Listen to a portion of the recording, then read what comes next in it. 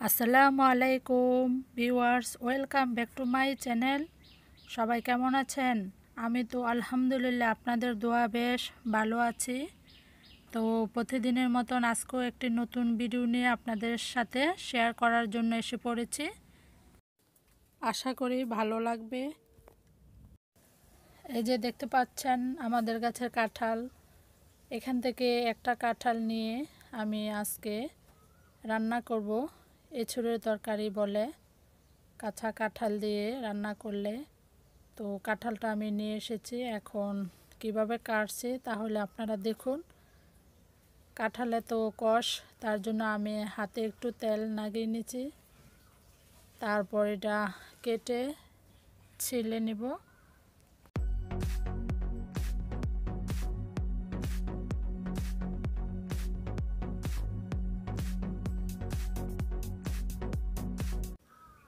এই তো কাঁঠালটা আমি কেটে ফেলেছি মাঝখান দিয়ে।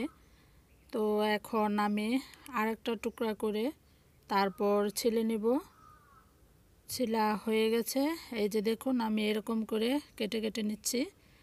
আপনারা যদি আরেকটু বড় রাখতে চান তাহলে বড় রাখতে পারেন, কিংবা ছোটও করা যাবে, কোনো সমস্যা নেই। কাঁঠালটা আমি কেটে নিয়েছি, হয়ে গেছে কাটা। তো এখন আমি ধুয়ে নিচ্ছি ভালো করে। ধোয়ার পর এখানে পাইপেন কড়াইটা বসিয়ে দিয়েছি। তো এখানে কাঁঠালগুলো আমি দিয়ে দিয়েছি আর পানি দিয়ে তারপর এটাকে হাফ সিদ্ধ করে নিতে হবে। তো পানিটা কাঁঠালের সমান যেহেতু হয় এরকম করে পানিটা দিতে হবে। এখন আমি ডেকে দিব।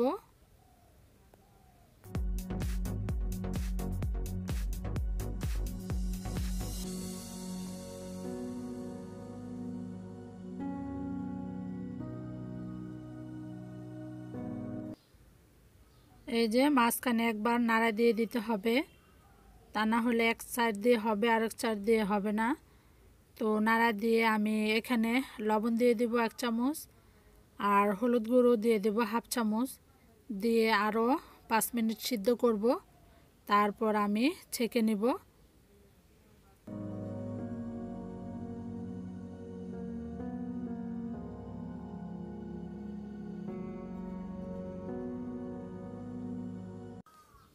এখন আমি আবারও ডেকে দিব। ডেকে না রাখলে তাড়াতাড়ি সিদ্ধ হবে না, তার জন্য ডেকে সিদ্ধটা করে নিতে হবে।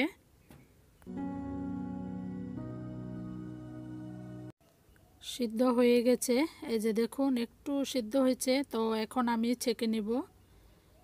তো কাঁঠালটা ছেঁকে নেওয়ার পর আমি পাইপ্যান কড়াই বসিয়ে দিয়েছি। তো এখানে আমি তেল দিয়েছি পরিমাণ মতন, আর তেজপাতা, এলাচি, দারচিনি দিয়ে দিচ্ছি।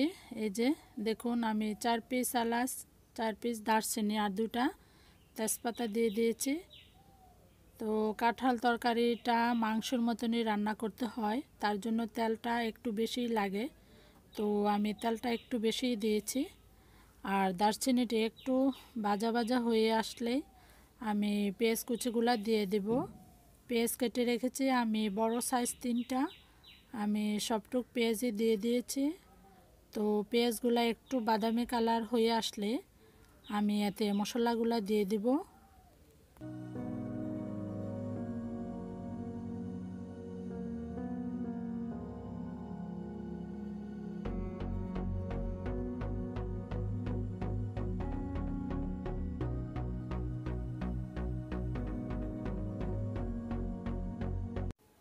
এই তো পেঁয়াজগুলো একটু ভাজা ভাজা হয়ে এসেছে, আমি এখন মশলাগুলো দিয়ে দেব। তো আর একটু বেশি ভাজলে তেমন ভালো দেখা যাবে না, আর হালকা ভেজে নিলে পেঁয়াজটা তো কালারটা বাদামি কালার হয়, দেখতেও ভালো দেখা যায়। তো আদা পেস্ট দিয়ে দিলাম 2 চামচ, রসুন পেস্টও দিয়ে দেব 2 চামচ। আর জালটা আপনারা বুঝেই দিবেন যেমন খান। তো আমি এখানে মরিচটা আজকে একটু কমই দিব। এঁচোড় তরকারির মধ্যে মরিচটা কম দিলেই ভালো লাগে। তো লবণ দিয়ে দিচ্ছি 1 চামচ, লাগলে আবার পরে দিব। আর দিয়ে দেব মরিচ হাফ চামচ, আর ধনিয়ার গুঁড়ো দেব 1 চামচ, আর হলুদ গুঁড়ো দেব 1 চামচ। তো এখানে একটু পানি দিয়ে ভালো করে আমি মশলাটাকে কষিয়ে নেব।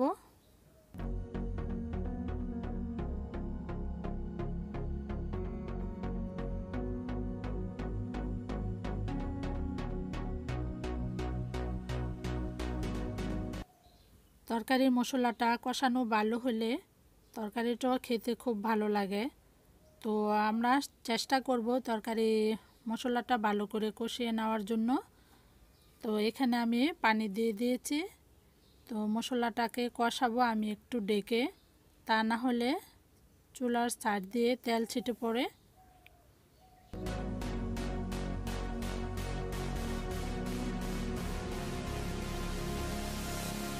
এই তো উপরে তেলটা বেশি উঠেছে, আপনারা দেখতে পাচ্ছেন।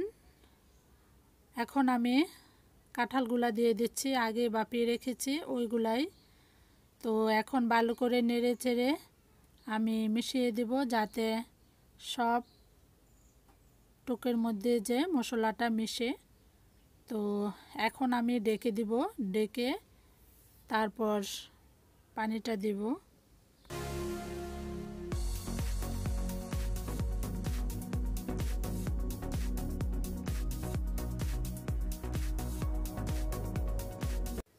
এই তো কষানো হয়ে গেছে, আমি ডেকে কষিয়েছিলাম 2 মিনিটের মতন।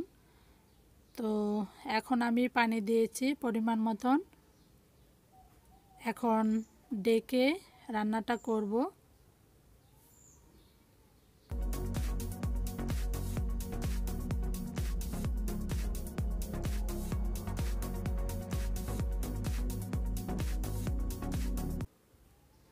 মাঝখানে একবার নাড়া দিয়ে দিতে হবে।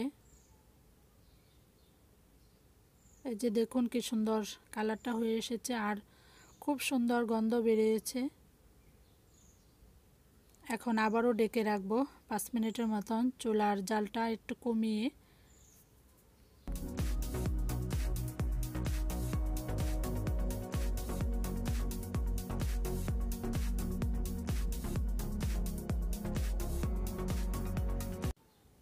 এখন আবারও নেড়ে ছেড়ে দিব।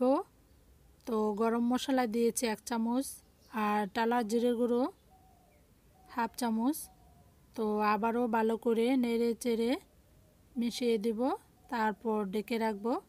ডেকে রান্নাটা করতে হবে, তা না হলে পুরোপুরি সিদ্ধ হবে না।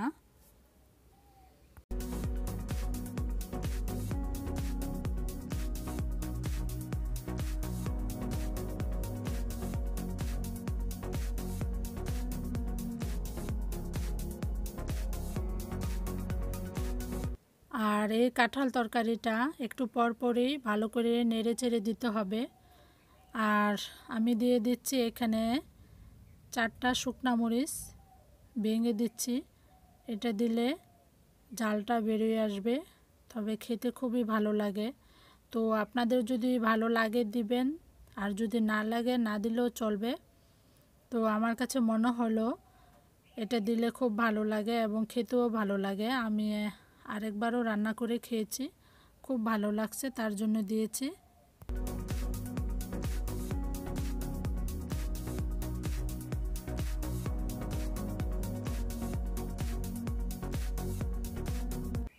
তো এই তো প্রায় কষানো হয়ে এসেছে।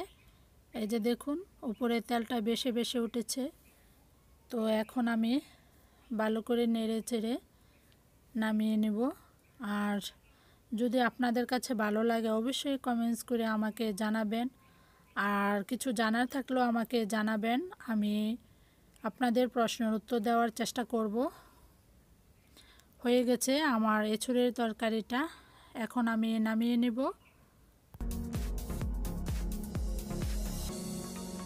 আর এখন বানাবো টাকি মাছের ভর্তা। তো ভর্তাটা কিভাবে বানায় এটা আপনাদের সাথে শেয়ার করব। আমি লবণ দিয়েছি হাফ চামচ, আর ধনিয়ার গুঁড়ো হাফ চামচ। তো এখন ভালো করে হাতে মেখে আমি মাছটাকে ভেজে নেব। তো ভালো করে মাছটাকে ভেজে নিতে হবে।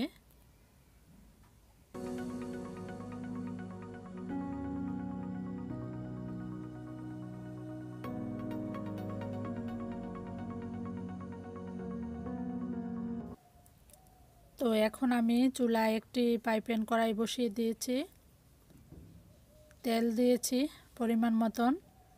তেলটা গরম হলে আমি মাছগুলো দিয়ে দিব। আর টাকি মাছের ভর্তাটা ভাজার উপর নির্ভর করে, যদি ভাজাটা ভালো হয় তাহলে ভর্তাটাও খুব ভালো লাগে খেতে।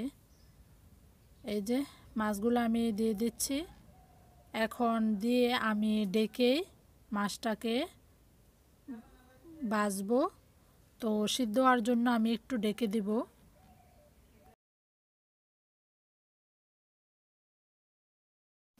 এই তো মাছটা এক পিঠ হয়ে গেছে, এখন আমি উল্টিয়ে দিচ্ছি। ভালো করে উল্টে দিয়ে ওই পিঠও আমি সুন্দর করে ভেজে নিব। তো ওই পিঠও ভাজা হয়ে গেছে, এখন আমি 4টা শুকনা মরিচ দিয়ে দিচ্ছি। শুকনা মরিচগুলোও ভালো করে ভেজে নিব, তারপর আমি ভর্তাটা বানিয়ে নিব। তো এই টাকি মাছের ভর্তার মধ্যে ধনিয়া পাতা দিলেও খুব ভালো লাগে। তো আজকে আমার ধনিয়া পাতা নাই, তার জন্য এভাবেই ভর্তাটা বানিয়ে নিচ্ছি। তার মধ্যে আপনারা দেখতে থাকুন।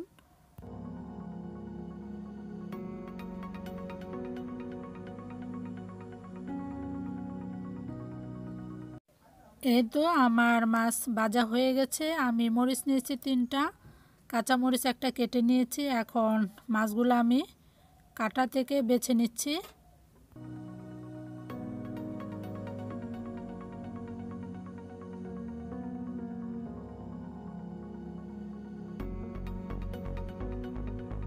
ভিউয়ার্স, আপনাদের কাছে যদি আমার ব্লগ ভিডিওটি ভালো লাগে তাহলে লাইক, কমেন্টস এবং শেয়ার করবেন। আর যারা আমার চ্যানেলে নতুন তারা তো অবশ্যই আমার ব্লগ চ্যানেলটিকে সাবস্ক্রাইব করবেন। পাশে থাকার বেল আইকনটি ক্লিক করবেন, যাতে আমার সকল নতুন ভিডিওগুলো আপনাদের কাছে নোটিফিকেশনের আকারে চলে যায়। আর যারা করেছেন তাদেরকে অসংখ্য অসংখ্য ধন্যবাদ।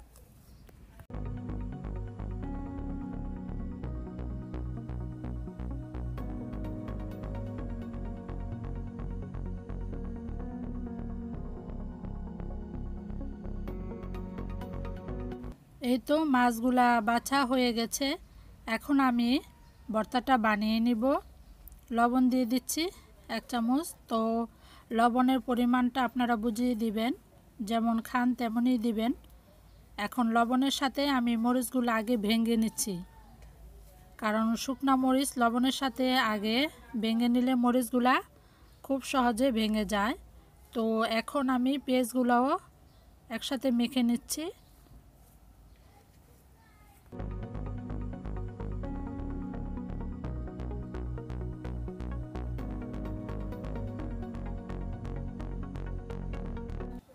এই তো আমার ভর্তাটা বানানো হয়ে গেছে প্রায়।